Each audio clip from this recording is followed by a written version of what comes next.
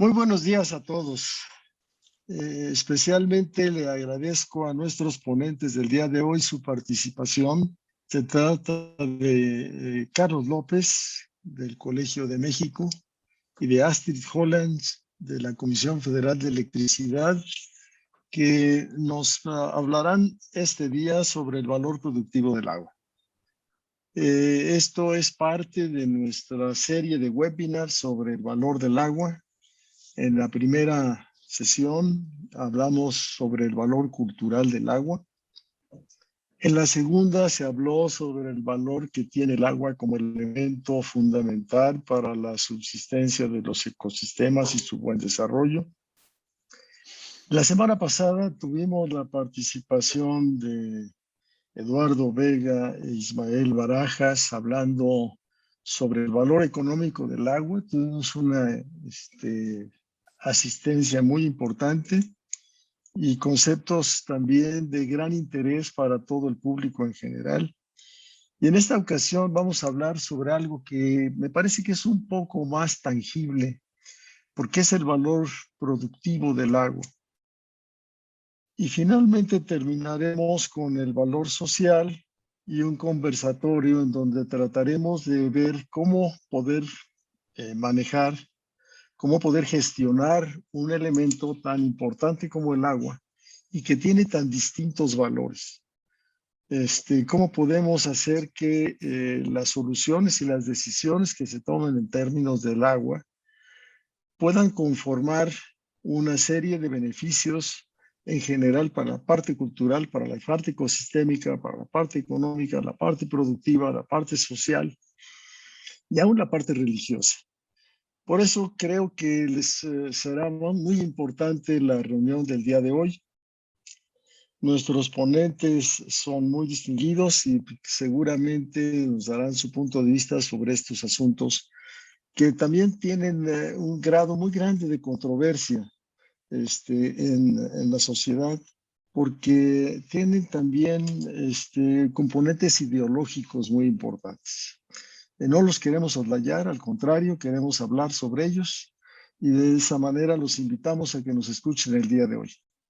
Le paso el micrófono a Jorge Arriaga, por aquí estaba también Joel Santamaría, que nos acompaña el día de hoy, para que conduzca la reunión. Por favor, Jorge, buen día. Muchas gracias, doctor González Villarreal, y buenos días a todas y a todos los que nos acompañan el día de hoy a través de nuestras redes sociales, en particular el Facebook de la Red del Agua de la UNAM y del Centro Regional de Seguridad Hídrica. Buenos días al doctor Carlos López y a la ingeniera Astrid Hollands. Muchas gracias por acompañarnos el día de hoy. Antes de comenzar con la sesión, quisiera tomarme un par de minutos para presentar a nuestros ponentes y después darle la palabra.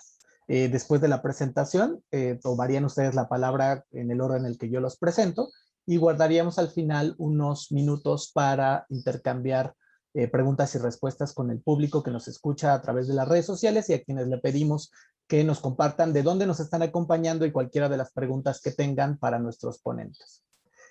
Bueno, el día de hoy nos acompaña el doctor Carlos López Morales. Él es profesor investigador en el Centro de Estudios Demográficos, Urbanos y Ambientales del Colegio de México desde 2017. Él estudia el uso del agua desde la perspectiva de los sistemas económicos y del proceso de urbanización, orientado por preguntas sobre sostenibilidad ecológica, el papel de las opciones tecnológicas, las desigualdades sociales y las políticas públicas. Es licenciado en Economía por la UNAM, maestro en Economía por el Centro de Investigación y Docencia Económicas y doctor en Economía Ecológica por la Rensselaer Polytechnic Institute de Estados Unidos. Es docente de Teoría Económica, de Evaluación Económica Ambiental, de Economía del Agua y de Economía Política Urbana.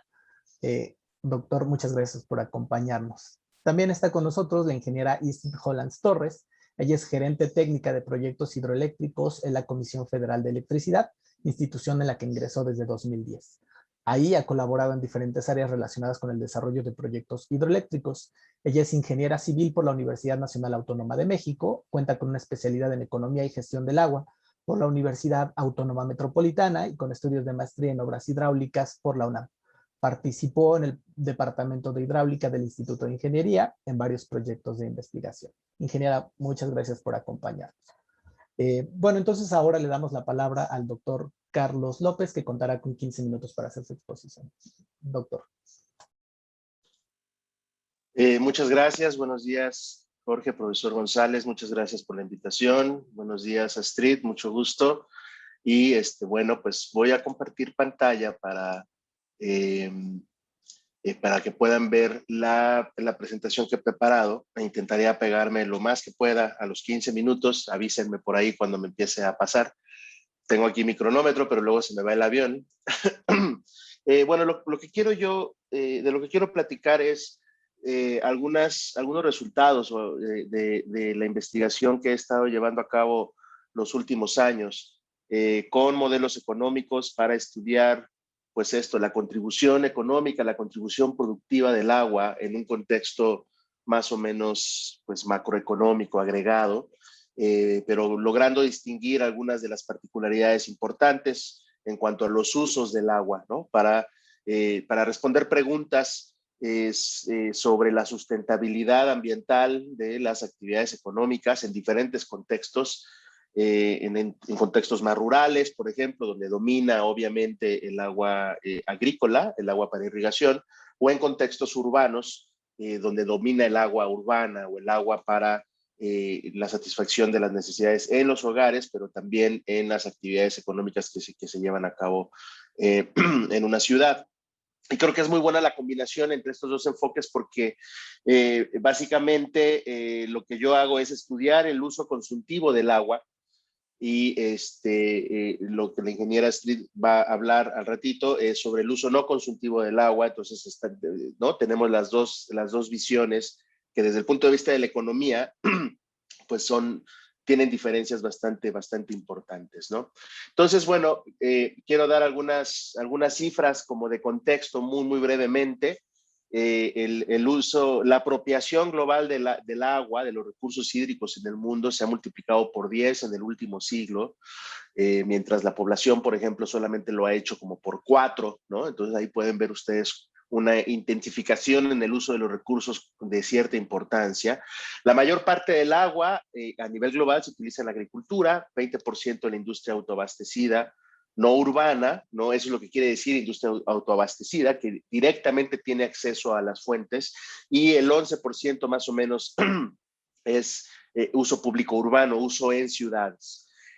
Por el otro lado, ¿qué le pasa al agua una vez que se utiliza? El 44% del agua se evapotranspira, que es lo que pasa, digamos, cuando se consume en los cultivos agrícolas, pues lo que no se evapora por la transpiración, digamos, por la transpiración propia de las plantas, se evapora en el suelo o en las superficies, y el 54% del agua es agua residual, y ese es uno de los grandes problemas que ahora tenemos en este siglo y en particular en México. El 32% es agua difusa, ¿no? Quiere decir que pues está dispersa en el territorio y es muy difícil estarla colectando para su tratamiento, y el 24% es agua residual puntual, que sí se puede someter a diferentes procesos de tratamiento. Bueno, estos son los mismos datos. Entonces, con el proceso de urbanización que ha ocurrido en las últimas décadas, en la segunda mitad del siglo pasado y lo que vamos de lo que ocurre es una urbanización acelerada, constante, de las diferentes sociedades en el planeta. Y con esta urbanización, lo que sucede es que emerge el concepto del agua urbana. Y a mí me gusta pensarlo en estos dos ámbitos. Por un lado, se refiere a la utilización directa del agua de las actividades industriales y en los centros urbanos, pero por otro lado también se refiere a la utilización indirecta de agua en la producción de alimentos que satisface la demanda poblacional. Entonces, cuando nosotros pensemos en el agua urbana de la Ciudad de México, debemos incorporar el agua utilizada en la producción de los alimentos que llegan también a la Ciudad de México. Y entonces hay varias preguntas relevantes respecto de el agua urbana, ¿no? Y del agua en general, que que son las preguntas a las que yo me he dedicado, digamos, en los últimos años, es cómo se usa el agua en los sistemas económicos. Debemos de tener una idea muy, muy clara, muy detallada de cómo se utiliza en los sistemas económicos. ¿Cuáles son las condiciones ambientales para su uso sustentable? Y aquí debemos escuchar muy de cerca a los ecólogos, a los hidrólogos, etcétera, para saber, por ejemplo, tasas de recarga de acuíferos o requerimientos ambientales de aguas superficiales, etcétera. ¿Cuál es el papel de las tecnologías, por ejemplo, de las tecnologías de riego, en el caso del uso agrícola, del uso agrícola o las tecnologías de tratamiento de agua residual, ¿no? Y la eficiencia en el uso del agua en esta cuestión de la sustentabilidad. ¿Y cuál es la relación entre precio y cantidad en el caso del agua? Que esa es una pregunta, digamos, más estrictamente económica, pero que no tiene fácil respuesta. Es una cuestión bastante complicada, bastante compleja, que depende mucho de el contexto en donde se esté haciendo el análisis. Entonces, bueno, la manera en la que yo he estado abordando estas preguntas es a través de la economía en sumo producto, y no voy a detenerme mucho en explicarla, pero nada más para que tengan una idea, la economía en sumo producto es una herramienta económica que describe cuantitativamente a una economía en términos de sus interrelaciones. Entonces, por ejemplo, si nosotros tenemos aquí 3 sectores, primario, secundario y terciario, con una matriz de esta naturaleza podemos saber cuáles son las interrelaciones internas a estos 3 sectores y cuál es su relación a la hora de satisfacer una demanda final y generar un determinado monto de producto. Y es una técnica económica que está ahí disponible hace casi ya un siglo y que últimamente ha tenido un impulso muy importante por sus aplicaciones ambientales. Ha habido en la historia, digamos, de las últimas 2 décadas, un fuerte desarrollo de las herramientas de insumo producto para el análisis del agua. Ustedes seguramente han escuchado hablar del agua virtual o de la huella hídrica. Esa es una de las aplicaciones que ahora son las más frecuentes, digamos, dominando cuantitativamente la literatura, y utiliza a la economía de insumo producto como una de las herramientas cuantitativas principales. Pero hay otros enfoques que no me voy a detener mucho por cuestiones de tiempo, pero lo que quiero mostrar es cómo se va complejizando el estudio y el análisis del agua en términos de su utilización en los sistemas económicos, ¿no? Porque aquí, por ejemplo, nada más se añade un conjunto de información a un sistema de ecuaciones ya establecido y ya tenemos los estudios de huella hídrica, pero es muy diferente cuando uno quiere analizar sustentabilidad. Uno tiene que incorporar otras variables, que son las variables ecológicas, etcétera, y si uno quiere incorporar el asunto del agua urbana, pues todavía con más razón, ¿no? También el asunto del tratamiento y el potencial reuso del agua residual ha ganado mucho interés en las últimas décadas, porque la escasez de agua de primer uso pues cada vez es más fuerte en muchos lugares, incluyendo el Valle de México. Y entonces una pregunta bastante pertinente es, bueno, ¿es posible acaso establecer algún tipo de circularidad en la administración del agua urbana, ¿no? En donde el agua residual se pase por procesos de tratamiento bastante avanzados para dejarla en calidad similar al agua de primer uso y establecer esta circularidad. ¿Cuál es el costo económico? ¿No? Esas son las preguntas que he estado estudiando. Esto me lo voy a brincar un poquito. Lo que quiero mostrar es esta complejidad de el entendimiento del agua en el sistema económico. Esta es una representación, los numeritos son los numeritos, digamos, aproximados de lo que podríamos llamar el metabolismo hídrico en el Valle de México. Y lo que tenemos es el sistema económico, que está compuesto por los sectores económicos, pero también por los hogares, utilizan alrededor de 3 kilómetros cúbicos de agua al año, pero solamente 1,5 kilómetros es el agua renovable del Valle de México, ¿no? Entonces nosotros estamos utilizando el doble, aquí en el Valle de México estamos utilizando el doble del agua renovable de la cuenca. El remanente viene del sistema Cutzamala, que ahora está en grave crisis por la sequía, y la mayor parte viene de la sobreexplotación de acuíferos, ¿no? Estamos extrayendo más o menos 1,7 kilómetros cúbicos al año de los acuíferos, cuando la tasa de recarga es de 0,75. ¿no? De eso, casi toda el agua se va sin tratamiento a la cuenca de Tula para reutilizarse ahí sin tratamiento o tal vez una porción después de un tratamiento primario en riego de campos agrícolas y prácticamente el reuso, el tratamiento es muy leve, es menos del 10% del agua que se utiliza en la Ciudad de México, en la economía del Valle de México, recibe tratamiento y la mayor parte, y muy poco se vuelve a utilizar, ¿no? Ustedes ven ahí las pipas de repente en periférico que van regando los camellones y dice agua tratada. Ese es básicamente el único uso económico que se le da al agua residual dentro del Valle de México. Entonces acá la pregunta es, bueno, si nosotros limitáramos la extracción de los acuíferos de modo tal que no estemos sobreexplotándolos y de modo tal que pueda ser sostenible en el tiempo su utilización, ¿qué quiere decir eso en términos de la circularidad posible, ¿no? Porque si nosotros aquí limitamos a 0.75 kilómetros cúbicos la extracción del agua de los acuíferos, hay 1 kilómetro cúbico de agua que ya no vamos a poder obtener de allí, de los acuíferos. Entonces, ahí la pregunta un tanto exploratoria es ver si se puede establecer este mecanismo circular en el que se tome el agua residual, se someta a diferentes procesos de tratamiento para volverse a distribuir junto con el agua de primer uso para, ¿no?, los diferentes consumos, incluyendo el agua potable, ¿no? Ese es básicamente el experimento con el que quiero terminar. Este es digamos, una descripción del metabolismo hídrico del Valle de México. Hay una explotación de acuíferos al doble de la tasa sustentable o de renovación.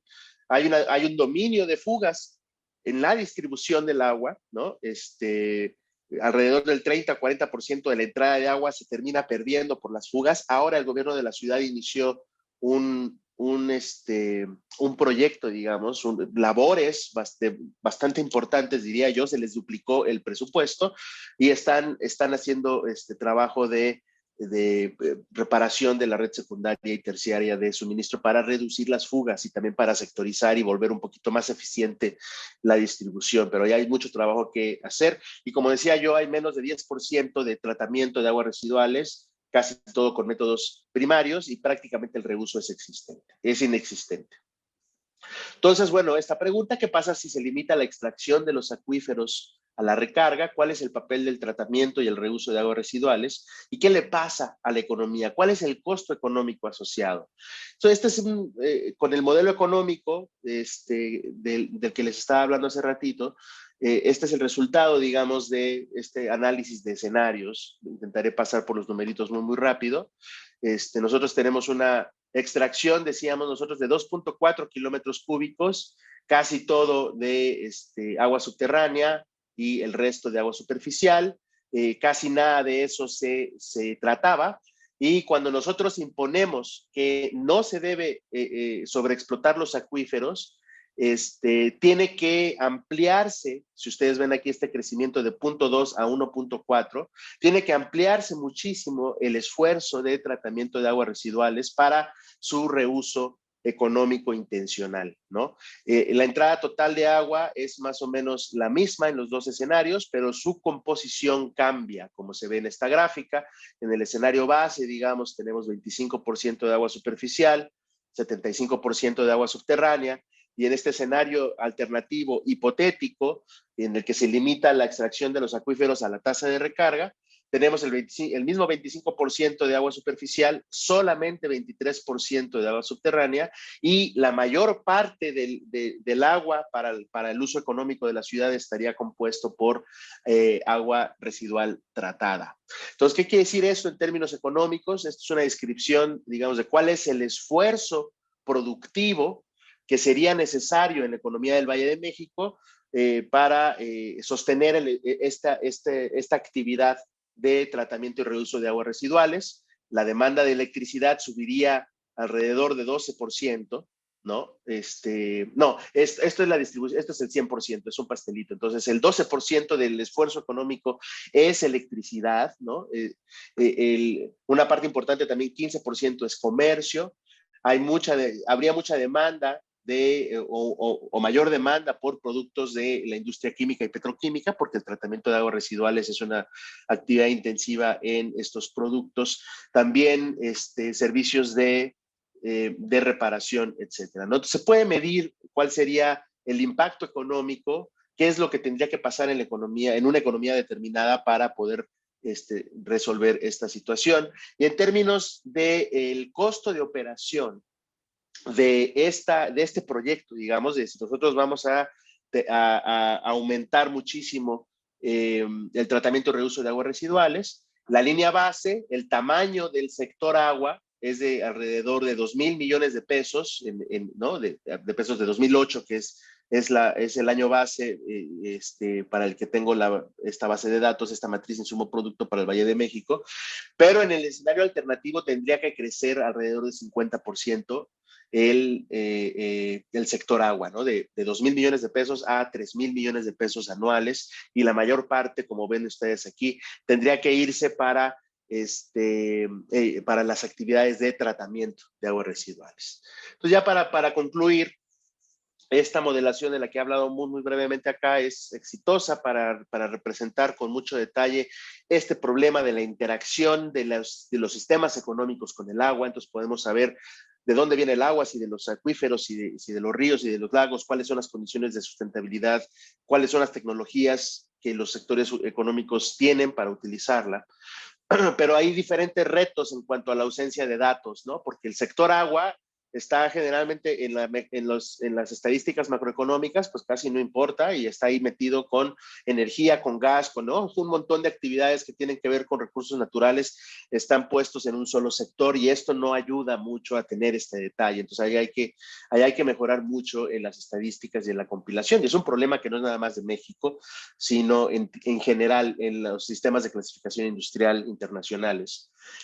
Y una de las áreas de oportunidad, por así decir, es que esta modelación, si se dieron cuenta, no asume que haya límites de capacidad, sino que asume que se puede expandir la capacidad de tratamiento pues casi infinitamente, digamos, y bueno, pues eso es un supuesto fuerte, y hay que cambiar, hay que incorporar los costos de construcción de la infraestructura, ¿no? Porque no es lo mismo, bueno, el esfuerzo de poner plantas de tratamiento terciario o avanzado, pues es un esfuerzo económico bastante importante. Bueno, aquí le dejo para no ocupar más tiempo, y pues estoy muy contento de recibir sus comentarios y preguntas. Muchísimas gracias, Carlos. Entonces ahora le pasaríamos la palabra a la ingeniera Hollands y después tendríamos la ronda de preguntas y respuestas. La ingeniera tiene la palabra. Muy bien, muchas gracias. Buen día a todos. Agradecer a la Red de Agua y al Centro Regional de Seguridad Hídrica por esta oportunidad de platicar un poco acerca de la hidroelectricidad, cuáles son los retos que tenemos, y bueno, me voy a permitir hacer una breve presentación del contexto actual de la hidroelectricidad. Bueno, voy a empezar hablando un poco de cuáles son los beneficios de las centrales hidroeléctricas. Bueno, primero son una tecnología flexible en cuanto a que una central hidroeléctrica puede entrar rápidamente en operación, así como salir de operación. Son la mayor fuente de energía renovable a nivel mundial. Bueno, de este bloque de cuánto representa la hidroelectricidad en cuanto a energía renovable,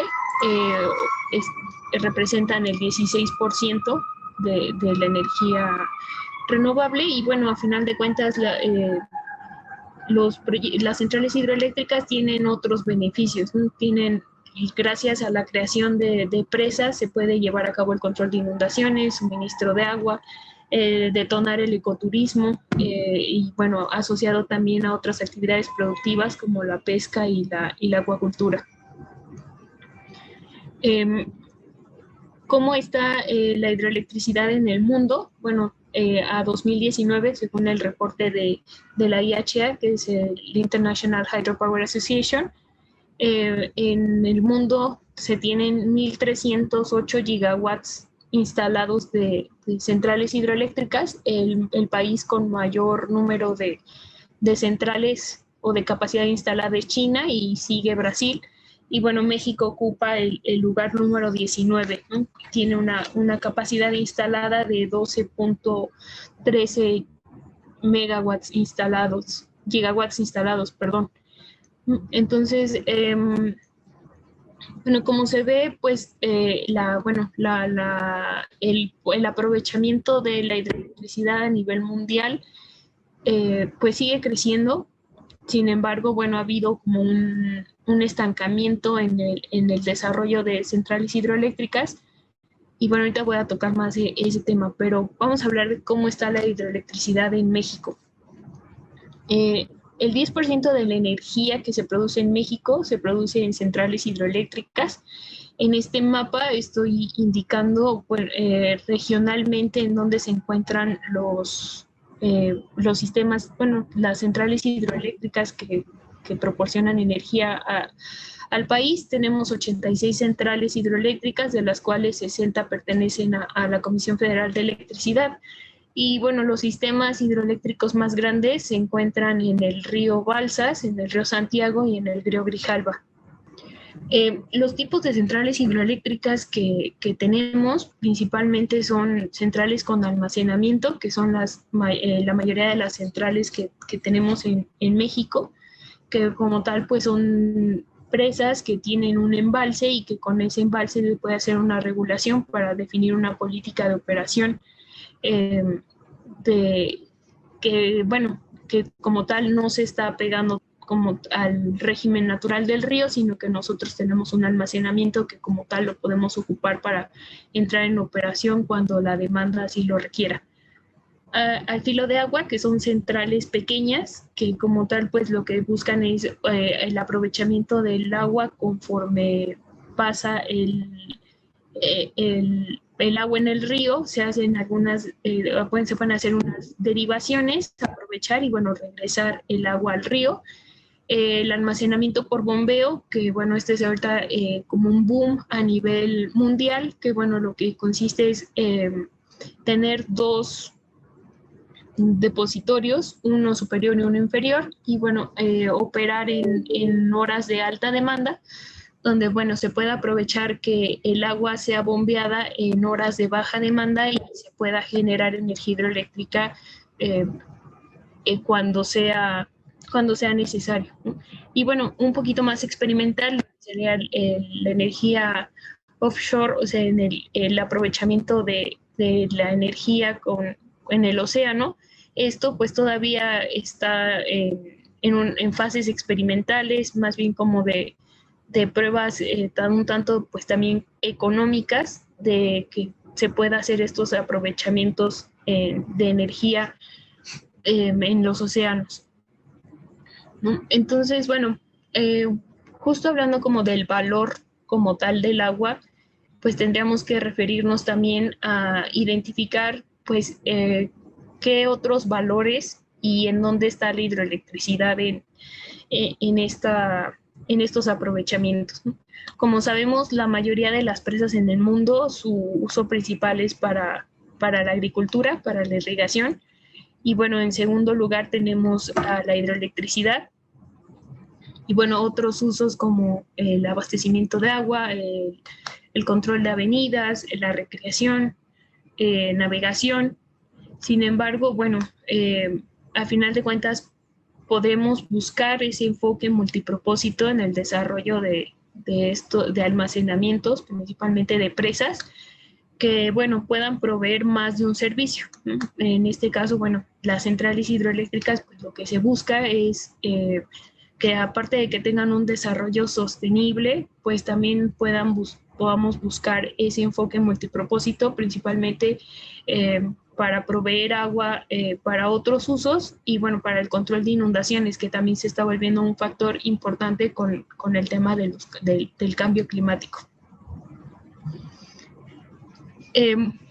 Bueno, esto es un poco les quiero comentar de cómo se ha venido desarrollando la hidroelectricidad en los últimos años. Bueno, en el siglo XX, obviamente hubo un boom en el desarrollo de presas y de centrales hidroeléctricas. Sin embargo, bueno, este vino a la baja en la década de los 80s y más en los 90s. Hubo una recesión en el desarrollo de centrales hidroeléctricas, principalmente por los costos asociados al desarrollo de este tipo de infraestructura y, bueno, un poco también el voltear a ver los impactos ambientales y sociales que tienen el desarrollo de las presas, ¿no? Y de los grandes almacenamientos.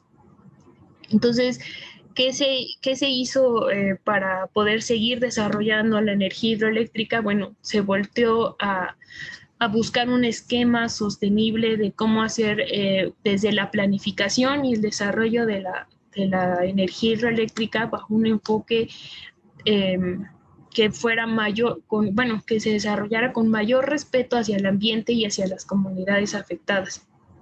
Entonces empezaron a desarrollar protocolos como el de la IHA, principalmente para buscar un enfoque sostenible para el desarrollo de la energía hidroeléctrica.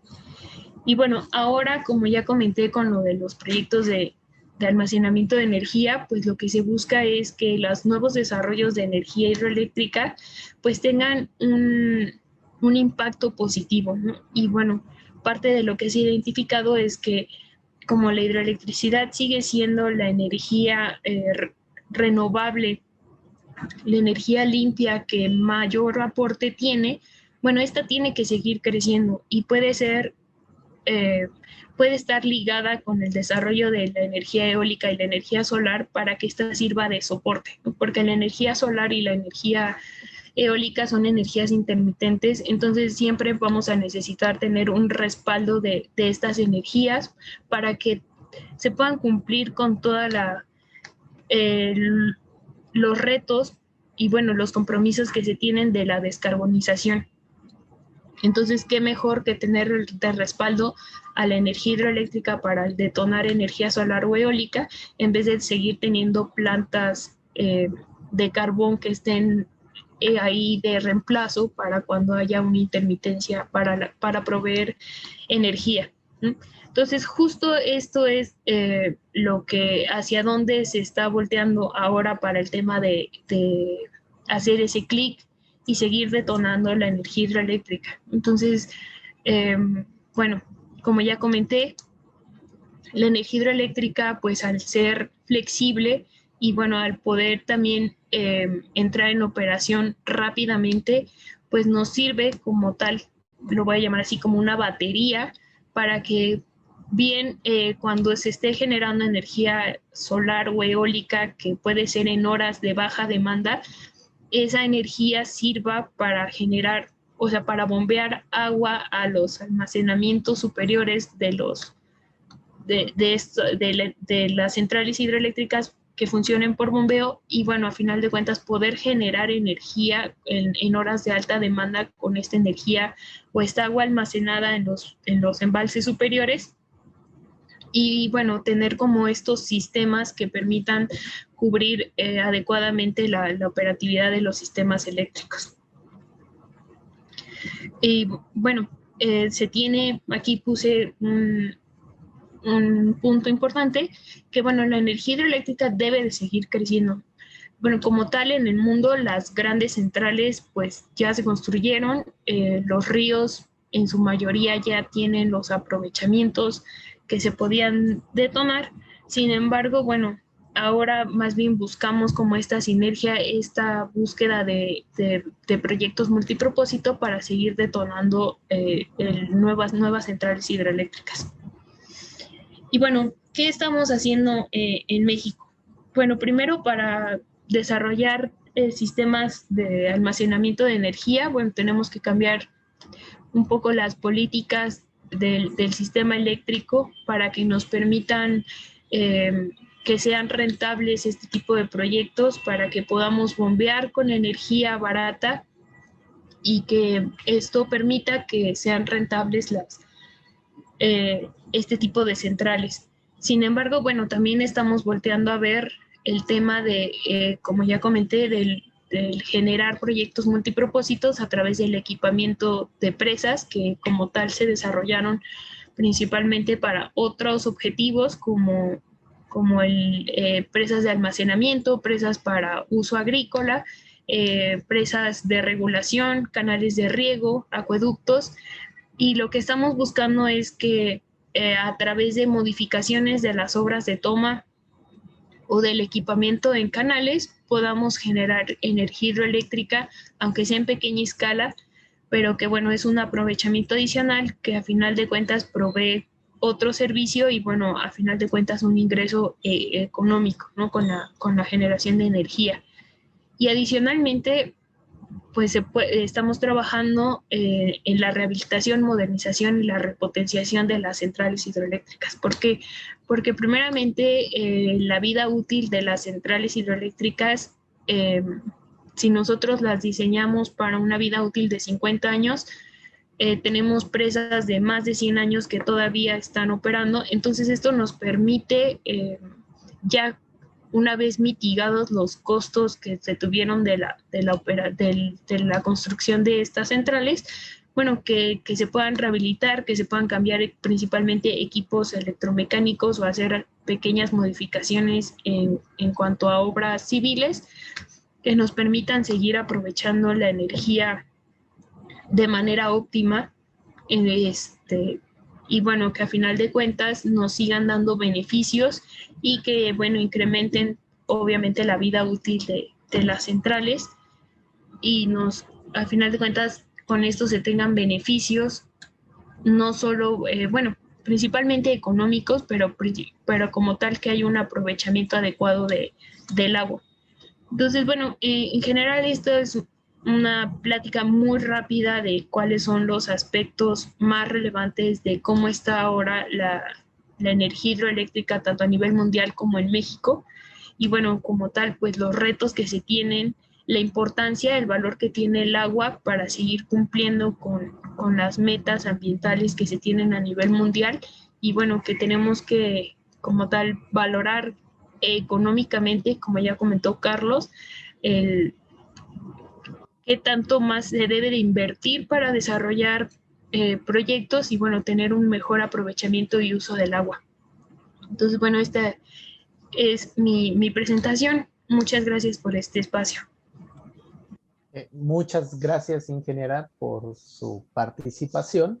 Y bueno, abriremos entonces ahora la ronda de preguntas y respuestas. Carlos, si pudieras prender tu video para hacer este intercambio. Muchas gracias. Como fueron temas distintos, hay preguntas específicas para cada uno de ustedes.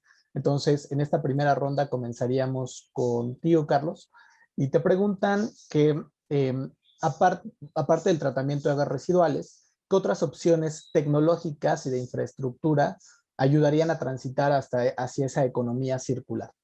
Y la segunda es que si en el modelo podría incorporarse la restauración de ecosistemas y el manejo de cuencas para la recarga de acuíferos.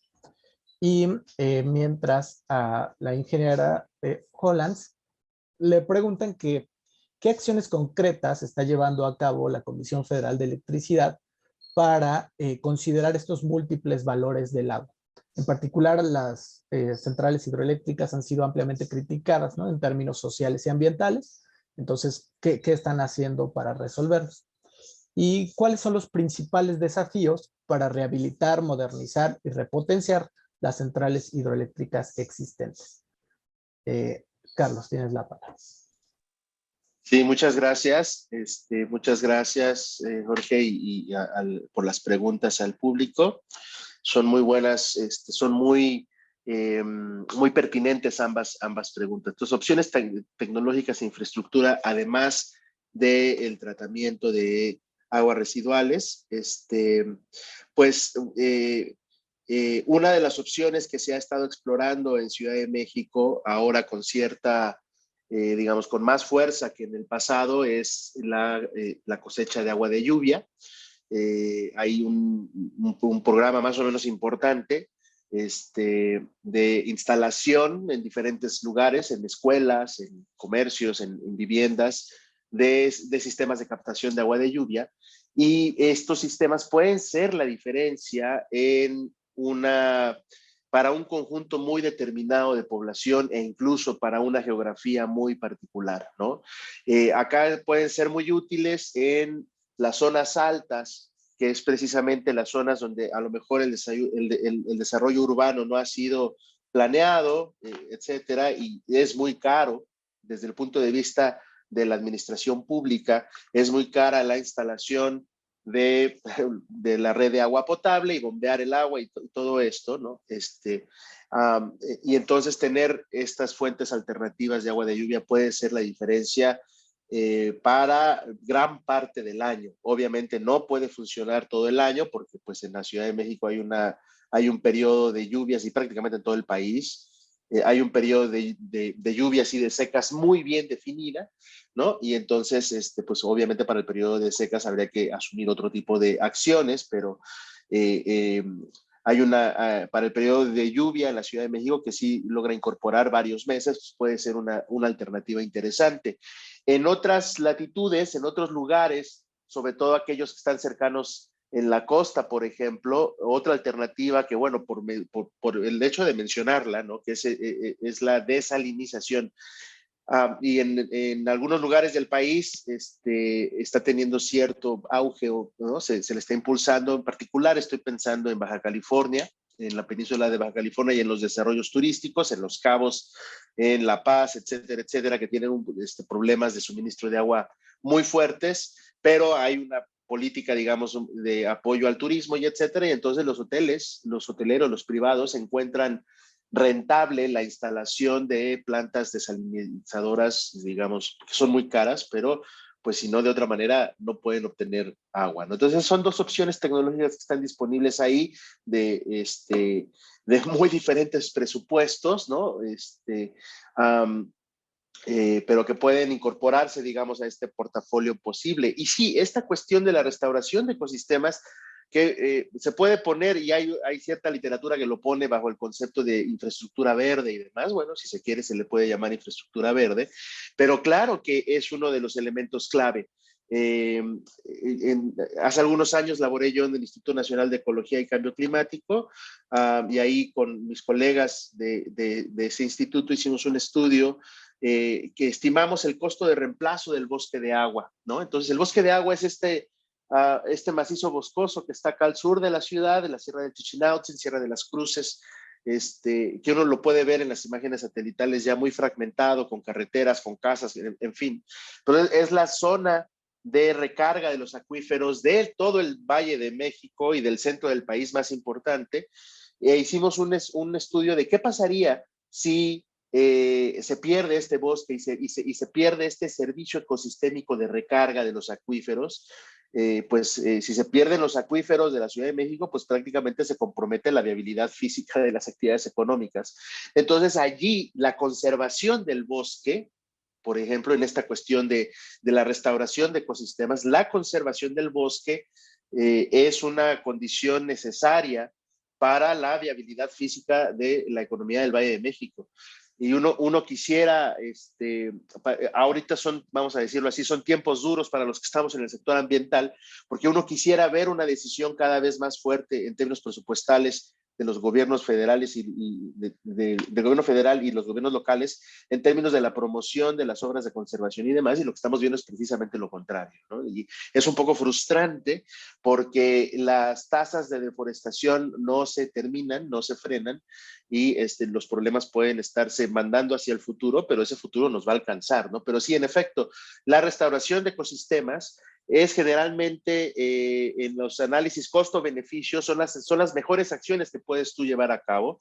El costo de estas, que es más bien una inversión, ¿no? de la restauración, es una fracción del costo económico al que tendrías que hacer frente si pierdes tú ese servicio ecosistémico, ¿no? Entonces, en el caso de la recarga de acuíferos es muy evidente, pero lo mismo puede ocurrir para prácticamente cualquier otro servicio ambiental.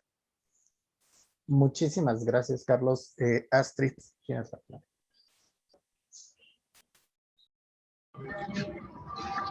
Gracias, Jorge. Bueno, respecto a qué acciones concretas estamos tomando en CFE para hacer potenciar los múltiples valores del agua, Bueno, creo que principalmente es el tema, como ya platiqué, de buscar detonar proyectos multipropósitos. Sin embargo, bueno, también CFE tiene la política de apegarse a realizar estudios muy detallados de cómo se deben de proyectar las nuevas centrales hidroeléctricas, principalmente en aspectos sociales. Llevamos a cabo evaluaciones de impacto social, consultas indígenas, nos apegamos como a hacer los diagnósticos sociales y ambientales lo mayor detallado posible. Vamos de la mano también con instituciones estatales, locales. Bueno, esto nos ha permitido aterrizar de la mejor manera los proyectos hidroeléctricos, aunque bueno, también el tema financiero ha sido uno de los puntos más relevantes que han detenido el desarrollo de grandes proyectos hidroeléctricos en los últimos años. El buscar compaginar con el régimen natural del río, que es uno de los desafíos más grandes cuando queremos crear una represa. Bueno, pero buscar a final de cuentas esa mitigación o esa compensación de impactos que tienen las centrales hidroeléctricas. Y bueno, justo ahora, como comenté con el tema de equipamiento de presas, bueno, estamos trabajando con la Conagua para que, bueno, también de la matriz de presas que opera la Conagua, estamos buscando cuáles serían las presas que realmente pudiéramos equipar y tener esos aprovechamientos multipropósitos. Y bueno, respecto a los principales desafíos que se tienen para la repotenciación de las centrales, pues principalmente el tema es, el mayor reto es la rentabilidad, o sea, el que podamos hacer una inversión que sea redituable a corto plazo para cambiar principalmente equipos electromecánicos en las centrales. Y bueno, esto pues va de la mano con una correcta planeación, el análisis hidrológico e hidroenergético que hacemos de cómo están operando actualmente las centrales, si podemos incrementar su capacidad o simplemente con el reemplazo de equipos estamos mejorando la eficiencia y con eso ya obtenemos un beneficio adicional. Y bueno, a final de cuentas, pues estos son los puntos más importantes que buscamos para el poder detonar estas repotenciaciones, ¿no? Y que a final de cuentas, cuando se hace la repotenciación o la modernización de una central, pues esto, el mayor beneficio es que estamos ampliando la vida útil de estas centrales. Muchísimas gracias, Astrid. Quedan 10 minutos, entonces me voy a permitir hacer una pregunta más que tiene que ver con los dos temas que se expusieron. Y ¿cuáles son estos retos en los marcos legales, tanto hídricos como energéticos, que podríamos resolver y eso permitiría movernos hacia una economía circular y aumentar también el potencial hidroeléctrico? ¿Se han identificado algunos retos en los marcos legales que deberíamos de superar? Y en particular, Carlos, te preguntan si el pago por servicios ambientales es una buena opción en la Ciudad de México para pagarle a las comunidades que viven aquí en esta zona. Ahora empezamos al revés, perdón. Ok. Con Nasti. Pues, bueno, creo que sí tenemos como mucho que trabajar interinstitucionalmente en cuanto a cómo hacer el mejor aprovechamiento del agua. Como comentó Carlos, falta todavía mucho respecto al aterrizar bien cómo potencializar el valor económico, ambiental del agua, social, ¿no? Porque bueno, tenemos esos retos de que cada vez hay pues la escasez o la contaminación de los ríos, de los acuíferos, y bueno, cómo podemos colaborar pues no solo como academia o como gobierno, sino cuáles son las políticas que nos puedan permitir el hacer el mejor aprovechamiento de los recursos hídricos, ¿no? Como comenté, el tema de los rebombeos es una buena alternativa para potencializar el desarrollo de las energías renovables. Sin embargo, en México, pues todavía no tenemos una base sólida que nos permita el detonar este tipo de proyectos. Muchas gracias, Astrid. Carlos. Sí, pues en términos de la legislación hay mucho trabajo que hacer en materia de agua.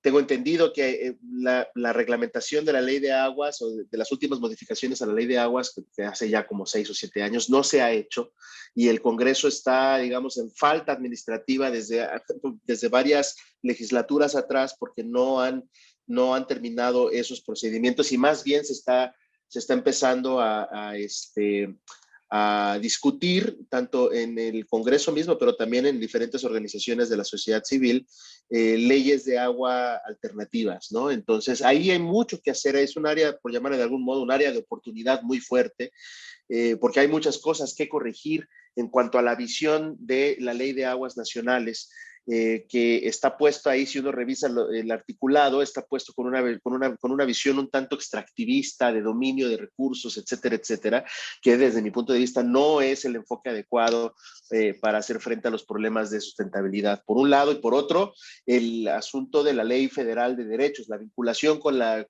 ley de derechos, tiene que cambiar definitivamente. No es posible, por ejemplo, que el uso agrícola en México, que es el uso mayoritario, como veíamos, tenga una tarifa de cero. El agua prácticamente se le regala a los agricultores que irrigan, que por lo demás no es la agricultura campesina, ejidal, de pequeña escala, la que tiene la mayor parte de la infraestructura de irrigación, sino es la agricultura de exportación comercial, etcétera, de más o menos grandes territorios, los que tienen la infraestructura de riego y reciben un subsidio completo, total, por el uso del agua. Entonces, eso tiene que cambiar definitivamente porque no es posible mantener esa economía, porque también afecta mucho a las posibilidades que tiene el mismo sector agua para hacer frente a sus situaciones, ¿no? Hay una crisis muy importante en los organismos operadores a nivel municipal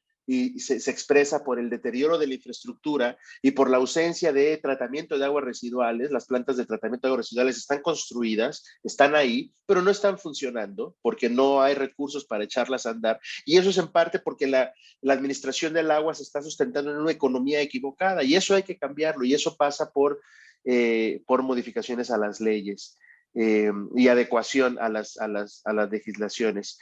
Y con respecto de la última pregunta del pago de servicios ambientales, yo creo que es una buena estrategia en la medida en que tú puedas dejarla, en la que no dependa del presupuesto público, porque hasta ahorita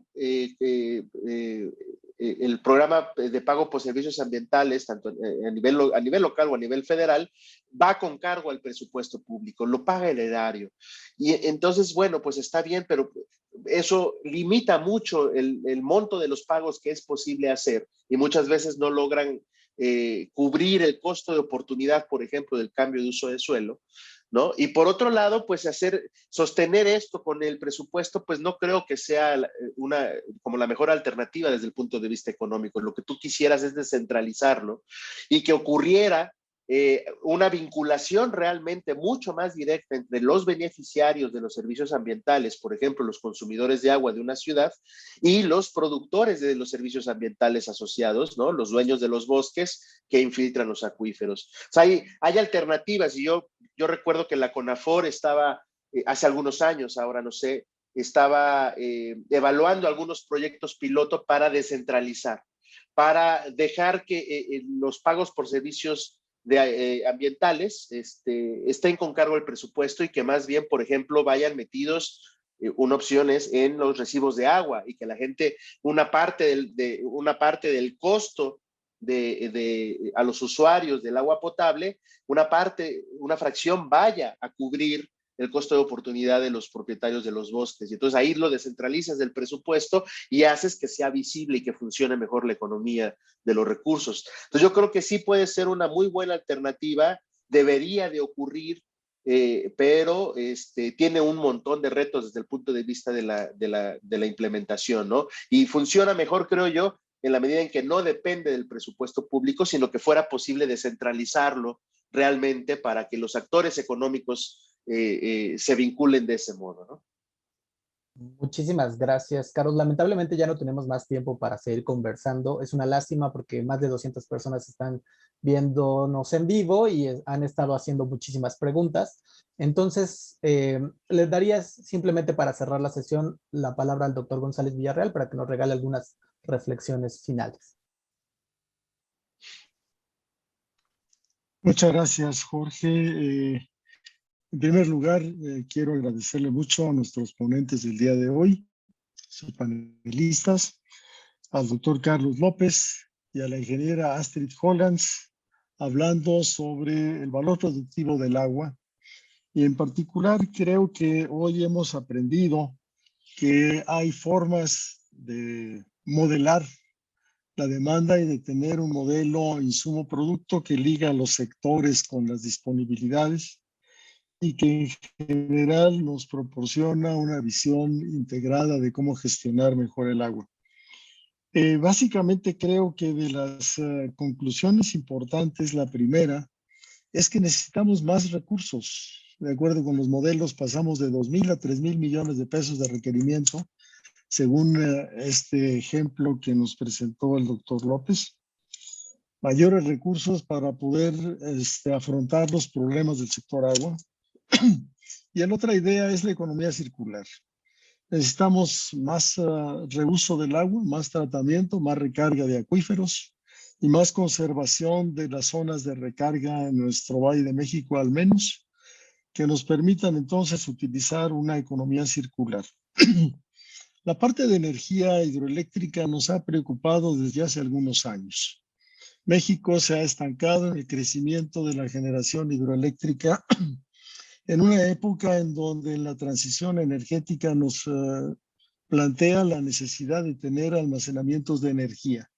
Y hasta hoy el mejor almacenamiento de energías son precisamente las centrales hidroeléctricas y probablemente añadiéndole la componente de rebombeo que hoy se plantea como una de las alternativas para integrarlo a la red y que nos permita entonces tener energía limpia y tener un suministro constante de energía que nos permita abastecer la demanda.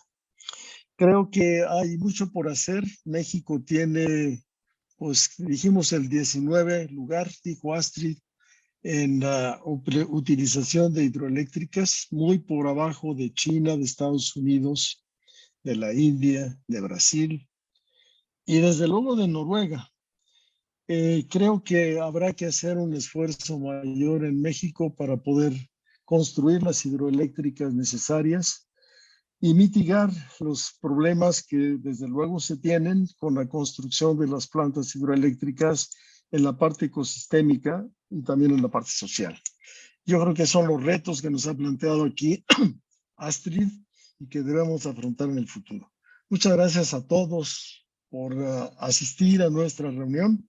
El próximo miércoles tendremos una nueva reunión que habla sobre el valor social del agua y posteriormente una que me interesará mucho estar presente, que tiene que ver con el conversatorio y la discusión entonces entre sectores.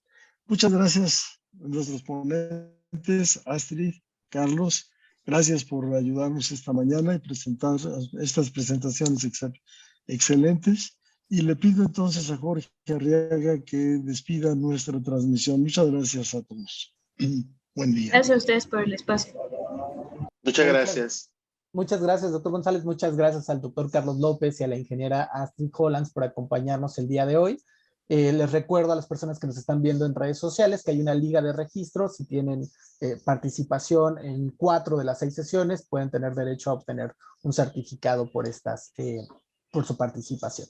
Y también pues, los invito a que nos acompañen en www.agua.unam.mx y ahí pueden visitar las presentaciones que se han hecho de todos los ponentes, tanto de hoy como de todas las sesiones anteriores.